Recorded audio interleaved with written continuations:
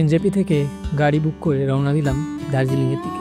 ভোরের আলো সবে ফুটছে তখন, আর দেখা মিলল চা বাগানের। অবশেষে পৌঁছে গেলাম খাপড়েইল মোড়ে। এখান থেকে ডান দিক নিলেই কিন্তু দেখা মেলে এই অপূর্ব সুন্দর দৃশ্য। তো ঘড়িতে কিন্তু এখন 6:38 মতন বাজে। পৌঁছে গেছি কিন্তু রোহিণী টোলে। রোহিণী টোল পেরোনোর পরেই কিন্তু চড়াই শুরু হয়ে যাবে আস্তে আস্তে। শুরু হয়ে গেল পাহাড়ে ওঠা।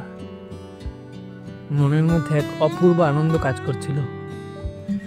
দেখা মিলল প্রথম পাহাড়ি ঝর্ণার। এটাই কিন্তু রোহিণী ঝর্ণা।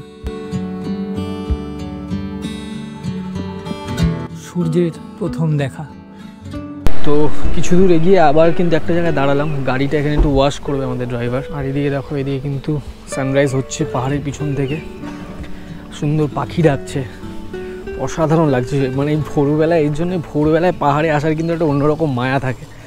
এই দূরে কিন্তু পাখি ডাকছে, অসাধারণ লাগছে জাস্ট অ্যাম্বিয়েন্সটা। আঁকা বাঁকা পথ দিয়ে এগিয়ে যেতে থাকলাম কিন্তু আমরা প্রথমে কার্শিয়ংয়ের দিকে। পৌঁছে গেলাম রোহিণী ওয়াটারফলসের কাছে।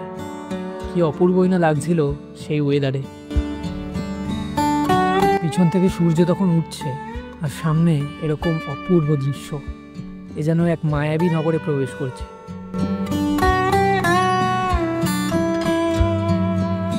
দেখতে দেখতে পৌঁছে গেলাম আই লাভ কার্শিয়ংয়ের সামনে। এখানে কিন্তু এবার আর ফটো তোলা হলো না। তোমরা কিন্তু দাঁড়িয়ে ফটো তুলে নিতে পারো।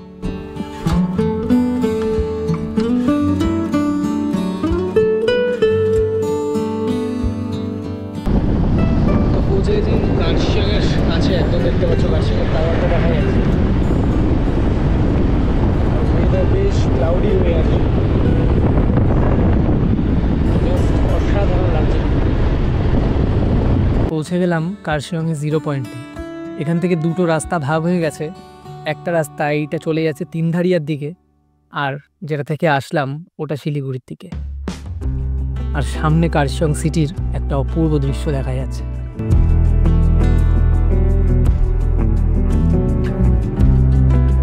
কার্শিয়ং বাজার ক্রস করছি, সেরকম কিন্তু ভিড় নেই। কার্শিয়ং ছাড়ার পরে একে একে তুং, সোনাদা ক্রস করে আমরা কিন্তু পৌঁছাবো দার্জিলিংয়ে।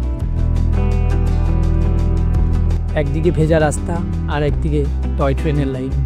অপূর্ব লাগছিল। এখান থেকে দার্জিলিং আর 24 কিলোমিটার মাত্র। সময় দেখাচ্ছে 1 ঘন্টা।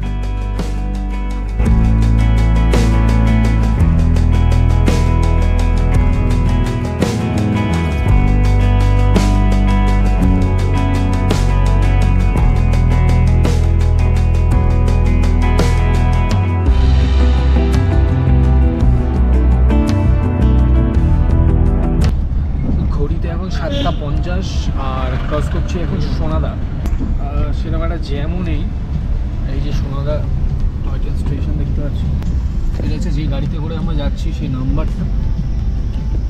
আর এই যে দাদা চালাচ্ছে। হ্যাঁ দাদা, সিজনে এমনি আপনার ভাড়া কত থাকে? সিজনে রেট হাই থাকে গো গাড়ি। তাও ধরো আগে থেকে যদি বুক করে আসে কেউ, মিনিমাম 2500 টাকা। 2500 টাকা থাকবে, তাই তো? শুধু ড্রপ। 3 জন তাই তো, নাকি 4 জন? 3 জন 4 জন একই ভাড়া, তাই তো? 2500 টাকা।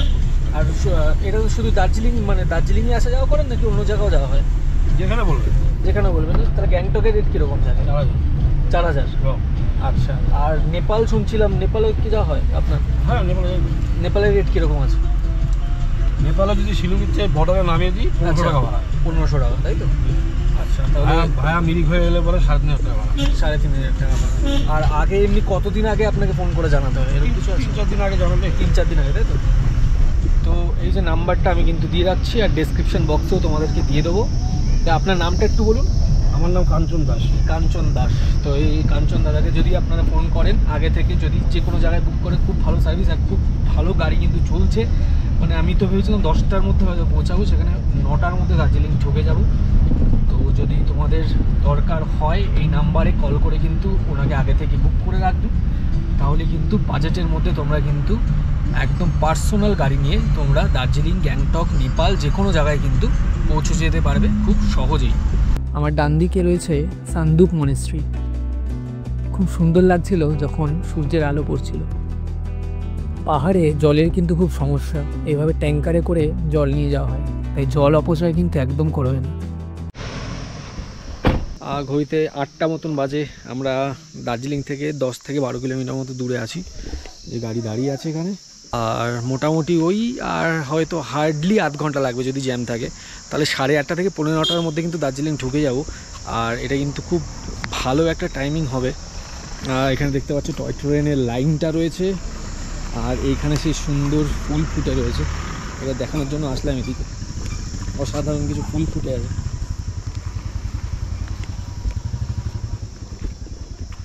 বেশ ভালো মেঘ আছে, কিন্তু ক্লাউডি একটা ওয়েদার হয়ে রয়েছে, রোদের কিন্তু সেরকম তেজ নেই। এদিকেও দেখতে পাচ্ছ বেশ ভালো কিন্তু মেঘ জমে আছে। তো গলাটাও আমার হালকা হালকা বসে গেছে। যাই হোক, বেশ ভালো লাগছে। খুব একটা যে ঠান্ডা লাগছে সেটা না, মানে আমি এখনও শার্ট পরেই আছি, আমার কিন্তু মানে ভারী কিছু চাপাতে হয়নি এখনও। তো যাই হোক, এদিকে দেখতে পাচ্ছ সুন্দর ফুলটা বেশ অসাধারণ লাগছে। এই যে এইদিকে জাম্বো,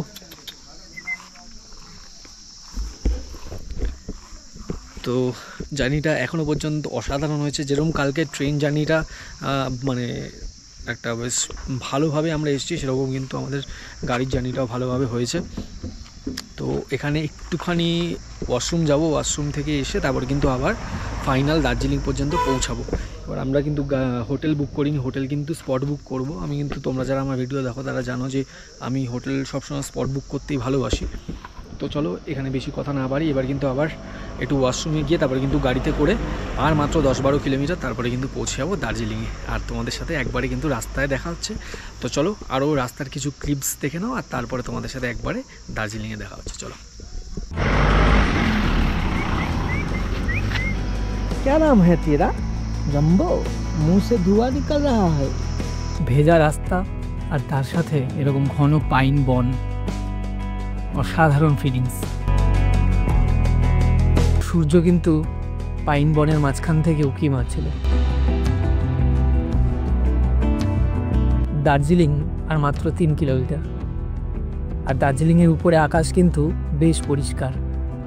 তবুও দার্জিলিং শহরের উপরে কিন্তু বেশ ভালোই মেঘ আছে। পৌঁছে গেলাম ঘুম স্টেশন। তখন সবে সকাল 7টা মতন বাজে। ঘুম স্টেশন ফাঁকা, একটাও টয় ট্রেনে দেখা মিলল না। এই গেটটা হচ্ছে ঘুম মনেস্ট্রি, একবার কিন্তু ঘুরে যেতেই পারো।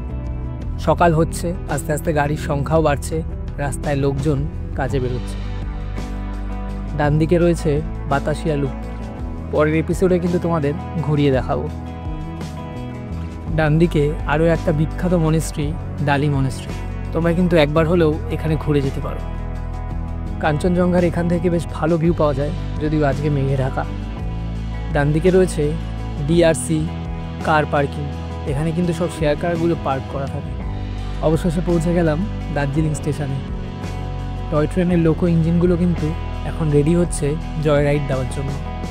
ডান দিকে রয়েছে একটা স্টিম ইঞ্জিন, যেখানে কয়লা জ্বালানো হচ্ছে, আর এই একটা ডিজেল ইঞ্জিন ঢুকছে। এরপরেই কিন্তু জয় রাইড শুরু হবে।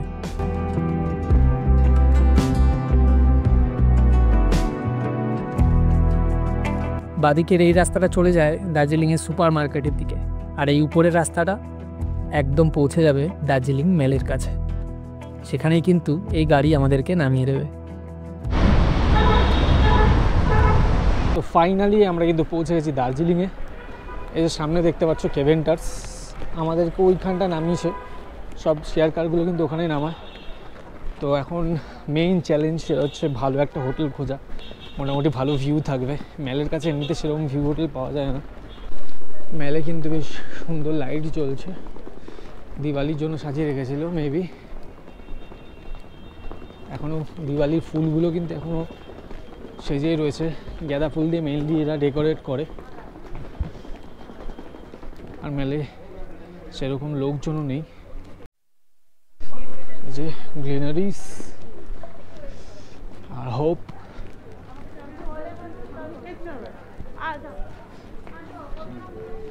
কিছু ব্রিটিশ টুরিস্ট।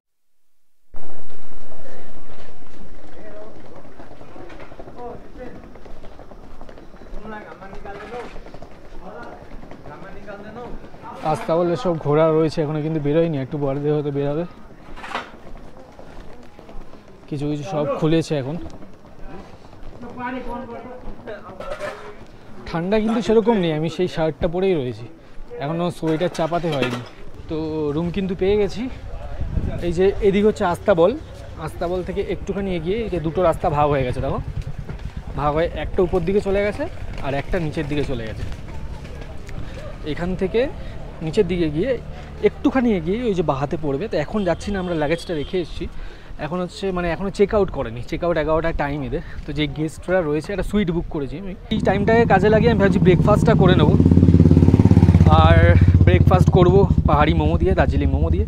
তো চলো বেশি কথা না বাড়ি, আগে ব্রেকফাস্টটা করে নিই, তারপরে কিন্তু তোমাদেরকে হোটেলটাও দেখিয়ে দেবো আর হোটেল রুমটাও কিন্তু তোমাদেরকে দেখিয়ে দেবো। আস্তাবলের এই রাস্তাটার উপর কিন্তু অনেক ছোট ছোট খাওয়ার দোকান আছে, ব্রেকফাস্ট এখানে করে নিতে পারবে।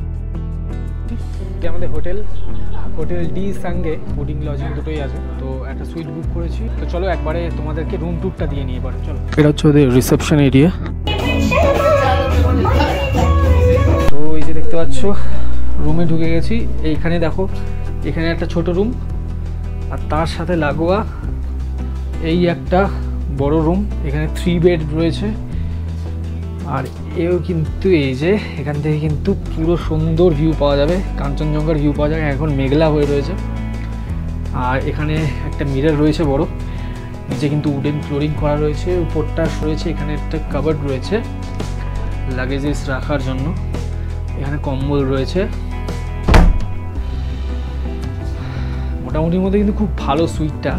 আর দাম বললে তোমরা আরও পাগল হয়ে যাবে। তাও এইদিকে এটা কি রয়েছে, এদিকে একটা কাভার রয়েছে ছোট, এখানে লাগেজ রাখার জন্য। বেডটা কিন্তু বিশাল বড়, দেখতে পাচ্ছ বিশাল বড় বেড। এদিকে ছোট রুমটা একটু ভালো করে দেখিয়ে নিই। এদিকে ছোট একটা বেড রয়েছে, এদিকে ব্যালকনিটা দেখাচ্ছি। এদিকে একটা টিভি রয়েছে, এখানে ছোট্ট একটা টেবিল রয়েছে। এবার তাহলে তোমাদেরকে দেখিয়ে দিই ব্যালকনিটা। এই যে এটা কিন্তু ছোট রুমের সাথে লাগোয়া। এইখানে হচ্ছে ব্যালকনি, তার সাথে কিন্তু এরকম মারাত্মক একটা ভিউ পাওয়া যাচ্ছে বস, জাস্ট দেখো। আর গেস করো যে একদম ম্যালের থেকে 200-300 মিটার মানে দূরত্বে এই সুইটটার ভাড়া কত করতে পারে, পাগল হয়ে যাবে। মাত্র 1800 টাকা। আশা করছি এই রুমটা তোমাদের খুব ভালো লেগেছে। একটা ছোট রুম আর ওইদিকে একটা বিশাল বড় রুম। মোটামুটি 5 জন কিন্তু আরামসে এই রুমটার মধ্যে তোমরা কিন্তু শেয়ার করে থেকে যাবে। আর যদি একসাথে কোনো গ্রুপ আসো, আর দুটো রুম কিন্তু সেপারেট করা, মানে দরজা দেওয়া যায়, তাহলে কোনো যদি কাপল থাকে তোমাদের মধ্যে তারাও কিন্তু প্রাইভেসি পাবে। তো মোটামুটি যদি 1800-2000 টাকাও যদি হয়, তাহলে কিন্তু 400 টাকা করে ম্যালের একদম 200-300 মিটারের মধ্যে এত সুন্দর একটা সুইট তোমরা পেয়ে যাবে। আজকের এই ভিডিওটা এখানেই শেষ করছি। ভিডিওটা কেমন লাগলো কমেন্ট সেকশানে অবশ্যই জানাবে। আর পরবর্তী এপিসোডগুলো দেখে নেওয়ার জন্য চ্যানেলটা কিন্তু অবশ্যই সাবস্ক্রাইব করবে। দেখা হচ্ছে তোমাদের সাথে পরবর্তী এপিসোডে। ততক্ষণের জন্য পিস আউট।